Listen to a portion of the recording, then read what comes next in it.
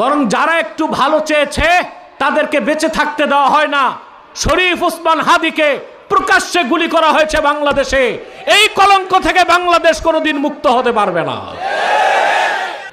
ইহুদিরা, খ্রিস্টানরা, পশ্চিমা আর ভারতের দালালরা, শুনে রাখো, ওসমান হাদিকে হত্যা করেছ। বাংলাদেশে ইসলামের পক্ষে, ইনসাফের পক্ষে, দুর্নীতির বিরুদ্ধে কথা বলার জন্য লাখো মানুষ তৈরি আছে।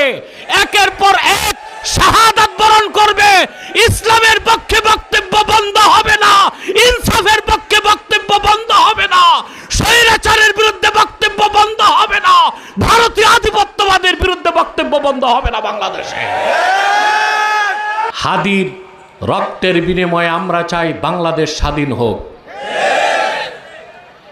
যে বাংলাদেশে কোনো স্বৈরাচার মনোবৃত্তি থাকবে না, দুর্নীতি থাকবে না, কাফের মুশরিক রামবাম নাস্তিকদের আস্ফালন থাকবে না, যে বাংলাদেশ হবে ইসলামের বাংলাদেশ, যে বাংলাদেশ হবে মুসলমানের বাংলাদেশ, যে বাংলাদেশ হবে ইসলামী মূল্যবোধে বিশ্বাসী বাংলাদেশ। বরং যারা একটু ভালো চেয়েছে তাদেরকে বেঁচে থাকতে দেওয়া হয় না। শরীফ ওসমান হাদিকে প্রকাশ্যে গুলি করা হয়েছে বাংলাদেশে। এই কলঙ্ক থেকে বাংলাদেশ কোনোদিন মুক্ত হতে পারবে না। আমরা ব্যথা পেয়েছি। শরীফ ওসমান হাদি ছাত্রদের মধ্যে এমন একটা ছেলে যে ইসলামকে ভালোবাসে, ইসলামের পক্ষে কথা বলে, ইনসাফের কথা বলে। তার অপরাধ ছিল এটাই, সে ভারতীয় আধিপত্যবাদের বিরোধিতা করত। প্রকাশ্যে গুলি করা হলো। তার ব্যাপারে ডাক্তাররা আশা ছেড়ে দিছে, হয়তো জীবিত সে আর বাংলাদেশে ফিরবে না। কিন্তু কি হলো?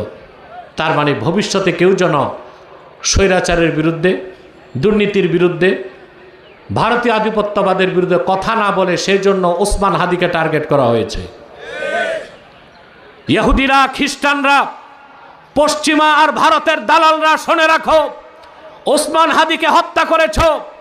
বাংলাদেশে ইসলামের পক্ষে, ইনসাফের পক্ষে, দুর্নীতির বিরুদ্ধে কথা বলার জন্য লাখো মানুষ তৈরি আছে। একের পর এক শাহাদাত বরণ করবে। ইসলামের পক্ষে বক্তব্য বন্ধ হবে না, ইনসাফের পক্ষে বক্তব্য বন্ধ হবে না, স্বৈরাচারের বিরুদ্ধে বক্তব্য বন্ধ হবে না, ভারতীয় আধিপত্যবাদের বিরুদ্ধে বক্তব্য বন্ধ হবে না বাংলাদেশে।